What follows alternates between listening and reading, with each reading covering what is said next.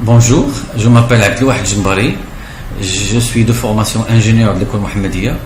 J'ai exercé de l'assurance depuis plus d'une vingtaine d'années, d'abord chez un grand cabinet de courtage, après je me suis installé pour mon propre compte.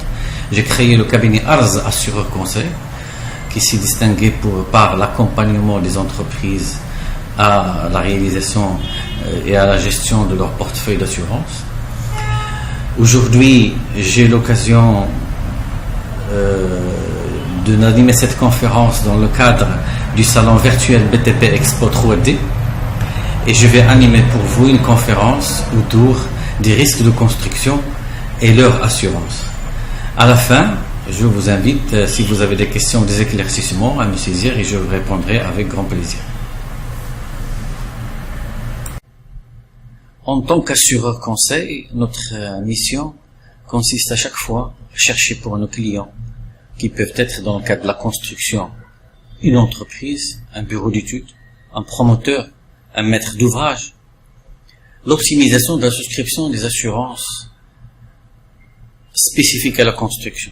Lorsque je dis optimisation, j'entends par là, une meilleure protection, être ni surassuré, ni sous-assuré. Deuxièmement, satisfaire aux obligations contractuelles. Lorsqu'on signe un contrat, on a des obligations de souscription d'un certain nombre d'assurances, donc il faut chercher à satisfaire à cette obligation. Satisfaire aux obligations dictées par la loi, notamment la responsabilité civile décennale. Également, la prochaine loi qui verra le jour et qui va rendre obligatoire d'autres assurances dans la construction, on le verra tout à l'heure.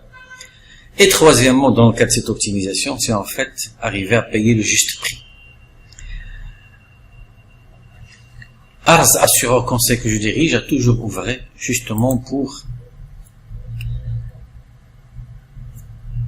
chercher cette optimisation pour ses clients, pour nos clients. Alors, dans cette conférence, je vais essayer d'aborder les différentes assurances en partant justement des obligations contractuelles, des obligations vis-à-vis de la loi. Je commencerai par donner un bref rappel de ce qu'a prévu le projet de loi dans la loi 5913 pour l'obligation des assurances de chantier RC décennal. Je parlerai par la suite de l'article 24 du CCAG qui définit justement dans le cadre des marchés publics les assurances qu'il faut souscrire. Et je terminerai par la responsabilité civile décennale définie par l'article 769 du décret des obligations et contrats. Si vous permettez juste un bref rappel, lorsqu'on parle de construction, il se trouve que dans tout projet, le projet de construction, c'est un projet, comme le disaient plusieurs de nos amis, qui se réalise rarement dans les temps, et auquel on est exposé à beaucoup de risques pendant toute la période de réalisation. Ces risques sont spécifiques à la construction, sont multiples. On peut parler de défauts de construction, d'erreurs de conception, de fausses manœuvres, d'effondrement, d'incendie, de vol même sur des chantiers. Et pour vous illustrer ça, les statistiques que j'ai tirées de la Fédération de compagnies d'assurance, imaginez-vous que pendant la période de 2009 à 2011, les assureurs ont payé 745 millions de dirhams comme sinistre pour un nombre de 7700 accidents survenus pendant cette période-là. Donc vous voyez que le nombre est extrêmement important et par conséquent toute entreprise, promoteur ou maître d'ouvrage devrait donc faire attention à ça pour ne pas justement avoir de lourdes responsabilités à gérer et ne pas pouvoir terminer son projet. La loi justement 5913 est venue suite à un certain nombre de demandes des professionnels notamment, et également aux réflexions qui ont été menées au niveau du ministère de l'Habitat, au ministère d'équipement, et suite à un certain nombre d'événements qu'a connu le marché marocain. Je citerai l'effondrement de l'immeuble, d'un ensemble d'immeubles à Kinitra et d'autres, et que par conséquent on s'est dit, comme le législateur au niveau du marché public a prévu un certain nombre d'assurances pour protéger le promoteur, l'entreprise, le maître d'ouvrage et également le particulier, la personne tierce, de tout ça, la loi est venue pour justement rendre obligatoire la souscription de l'assurance tout risque chantier et la souscription de l'assurance responsabilité décennale. Alors, qui vont être les constructions éligibles? En fait, le texte a défini deux types de constructions. Des constructions destinées à l'habitation, à condition qu'ils comportent 4 étages ou plus de 800 mètres carrés, donc couvertes. Donc ça, c'est pour le particulier, pour l'habitant. Et pour toute construction à titre industriel, commercial ou de service, la superficie arrive à 400 mètres carrés, donc la moitié. Et toute construction, peu importe le nombre d'étages qu'on va construire. Et donc, pour ces deux types de construction, l'assurance deviendra obligatoire, notamment la tout risque chantier, pour protéger donc se protéger contre les événements qui peuvent avoir lieu pendant la construction, et la responsabilité décennale pour protéger le promoteur, l'entreprise et l'acheteur pendant une période de 10 ans, et pour être justement conforme à la loi. Pour une première fois, j'allais dire, dans le cadre de l'obligation d'une assurance, imaginez-vous que le législateur a prévu donc comme moyen de contrôle pour la tout risque chantier, on pourra démarrer son chantier, on ne pourra avoir son permis de construction que lorsqu'on a souscrit. Donc on présentera une attestation d'assurance, un contrat d'assurance beaucoup plus, et à partir de là on peut démarrer la construction. Donc c'est un point de contrôle très important. Pour la responsabilité décennale, donc à la fin du chantier, lorsqu'on va livrer le produit à l'acheteur, lorsqu'on va justement chercher à avoir le permis d'habiter, ce permis-là ne peut être délivré que si effectivement on a souscrit la responsabilité décennale. Et donc vous voyez avec moi que on a pu quand même trouver le moyen de contrôler, parce que Dieu sait que plusieurs textes rendent obligatoire un certain nombre d'actions, notamment en matière d'assurance. Je citerai l'accident de travail. L'accident de travail, c'est une assurance qui est obligatoire, mais malheureusement, plusieurs entreprises n'assurent pas ou assurent pas la totalité de leurs salariés, notamment dans le cadre pour certaines entreprises de construction, ce qui est malheureux. Donc ça, c'est pour ce qui était donc du projet de loi. Donc j'espère qu'il passera incessamment devant le Parlement et qu'on va pouvoir mettre en place ces deux actions. Deuxième article extrêmement important, c'est l'article 24 du CSG Travaux. Alors cet article, il définit l'ensemble des assurances qui devraient être souscrites pour une entreprise qui se missionne à un marché, notamment un marché de construction.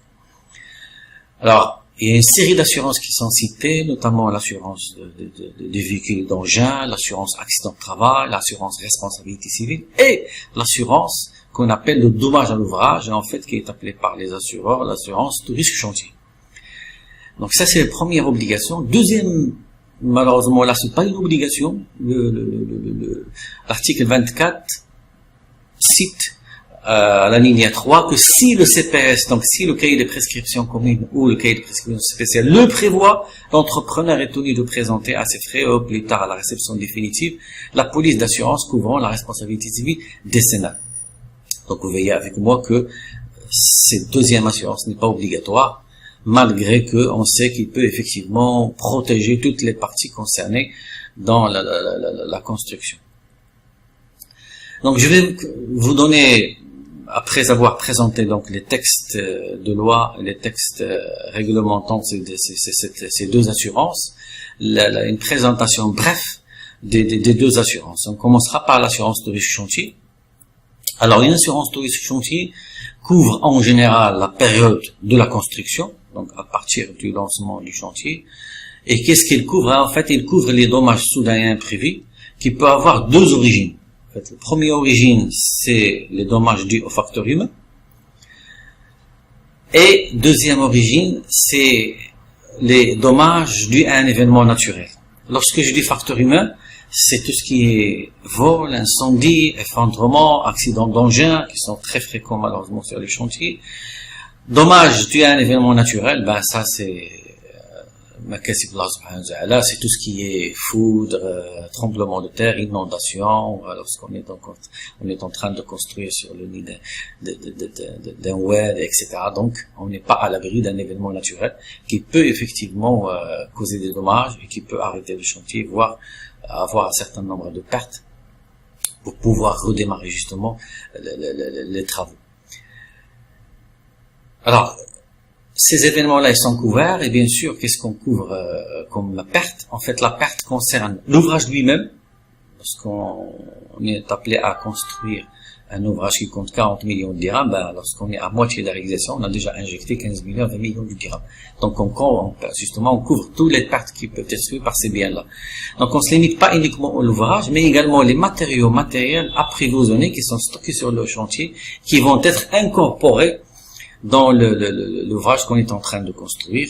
Bon, je citerai à titre d'exemple, un exemple que nous avons vécu dernièrement, c'est une entreprise d'électricité qui a livré sur le chantier le matériel qu'il est appelé donc à utiliser.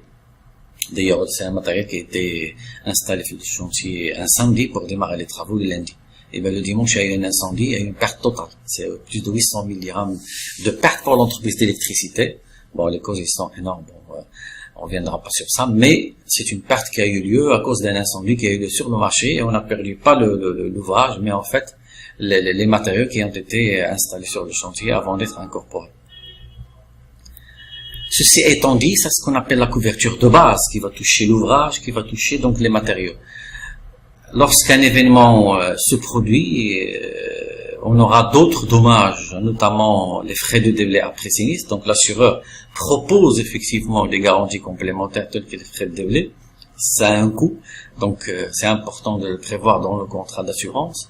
La responsabilité civile, le dommage peut se cotager sur le chantier, mais il peut être causé effectivement aux alentours, et également même sur le chantier pour des visiteurs, pour le maître d'ouvrage lui-même, son personnel, ses décideurs, et également aux alentours du chantier. Une grue qui tombe, nous avons eu des cas sur Fallou de Omer d'ailleurs, en pleine ville, et une grue qui est tombée sur le boulevard, et il a touché une voiture, une personne, et un bâtiment. Donc il y a eu beaucoup de dégâts corporels, matériels, et même immatériels, parce qu'un café n'a pas pu travailler pendant cette période-là, et donc ce qui fait qu'il est en mesure de réclamer et de demander réparation du dommage immatériel causé. D'autres garanties proposées par les assureurs, c'est des dommages par exemple aux existants. On est en train de construire, mais il y a déjà un existant parce qu'on veut peut-être construire d'autres étages, et on peut causer dommage non pas à l'ouvrage lui-même, mais à la construction existante. D'autres garanties complémentaires, je citerai là quelques-unes, mais en fait ils sont nombreuses, et c'est en fonction du type de risque spécifique à un chantier donné qu'on va choisir les garanties qu'il nous faut. Je vous parlerai en dernier lieu de cette garantie qui est extrêmement importante, qui est C1 de labour. C'est une garantie qui a la particularité suivante, c'est que l'assureur de manière générale répare un dommage, donc il faut qu'il y ait dommage pour qu'il puisse intervenir.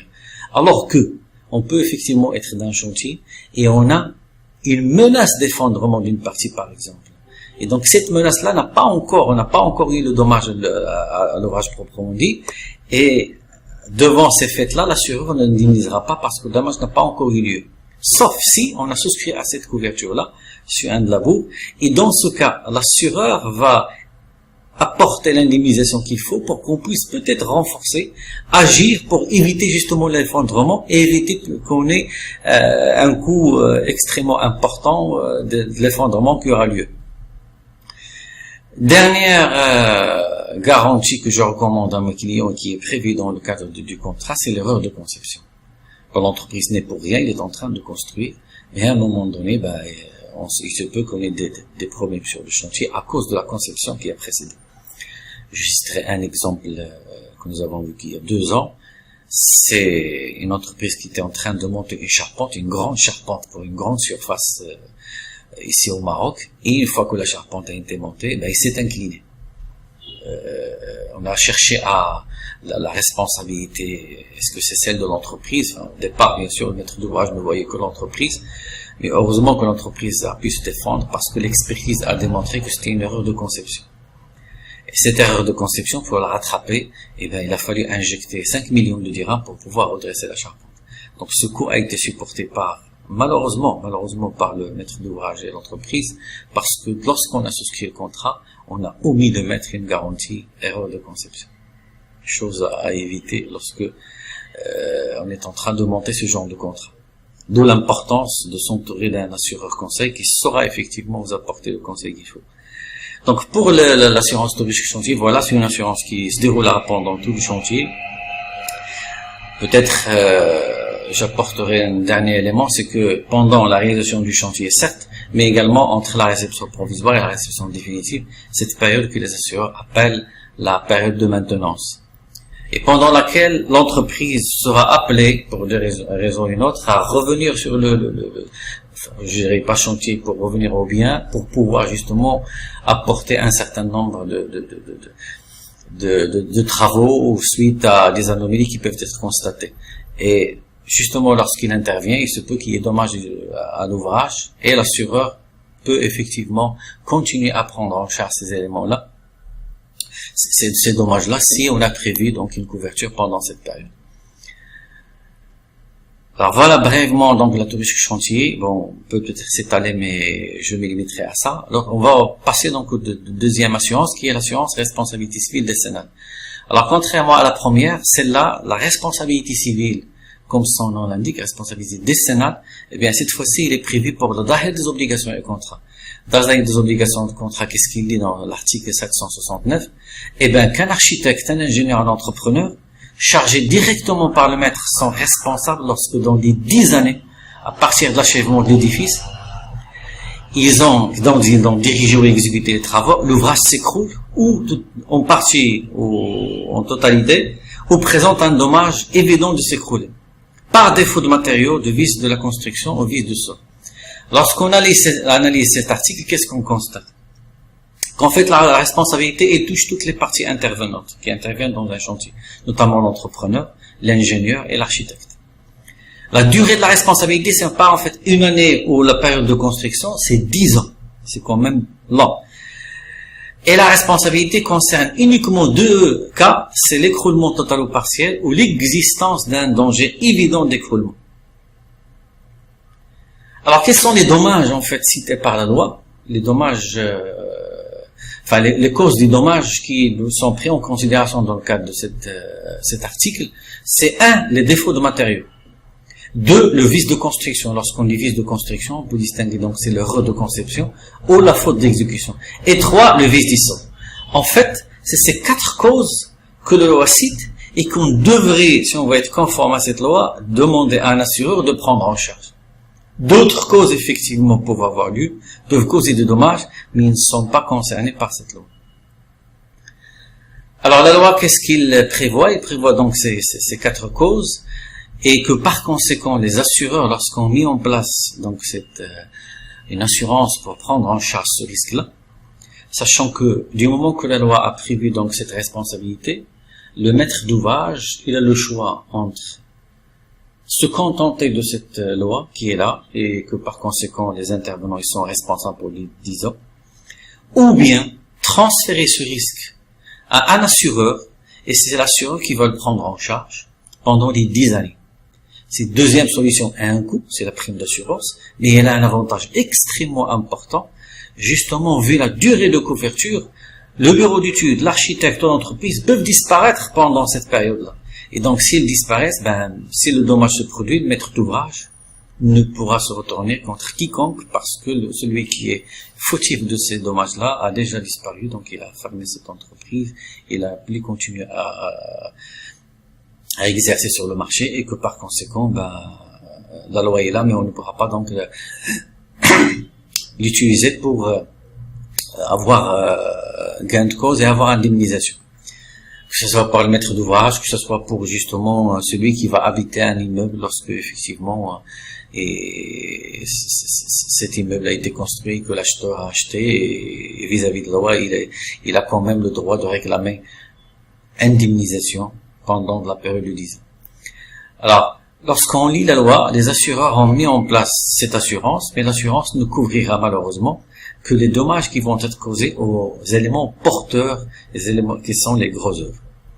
Les éléments de secondes œuvres ne seront pris en charge que suite à un effondrement. Donc il faut d'abord qu'il y ait la structure pour tout ce qui est touché, qui est effondrement, une menace d'effondrement, pour qu'on puisse effectivement par la suite prendre les autres corps les secondes œuvres dans le cadre d'un contrat d'assurance RC décennale.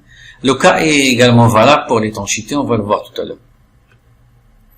Lorsqu'on souscrit un contrat responsabilité civile décennale, comme on l'avait chez chantier, le dommage principal, c'est le dommage qui va être causé à l'ouvrage lui-même. Donc, indemnisation qu'on pourra réclamer à un assureur, c'est le dommage dans un premier temps, c'est une couverture qui correspond à la couverture de base, qui est l'ouvrage. Maintenant, effectivement, lorsque le dommage se produit, il y a d'autres conséquences qui vont avoir lieu, et par conséquent, l'assureur a prévu un certain nombre de couvertures complémentaires. Je citerai notamment, comme je disais tout à l'heure, l'étanchéité. L'étanchéité, c'est une couverture effectivement que l'assureur peut donner pendant une période de 10 ans également, sous certaines conditions. Peut-être on peut y revenir tout à l'heure. Ces conditions-là, s'ils sont remplies, l'assureur va prendre en charge la couverture pendant les 10 années, au même titre que les dommages qui peuvent assurer de l'ouvrage. Mais cette couverture ne peut être souscrite ou demander à un assureur toute seule. Il faut d'abord qu'il y ait un contrat RC décennal qui couvre d'abord les grosses œuvres, l'ouvrage, et après on peut demander une extension. Donc ça, c'est la première extension importante et la principale. Deuxième extension importante qu'on conseille à nos clients, c'est la responsabilité civile. Lorsqu'on dit effondrement, eh bien, un immeuble qui s'effondre, il va toucher tout ce qui est les immeubles avoisinants, les passants, les voitures sur le boulevard, etc.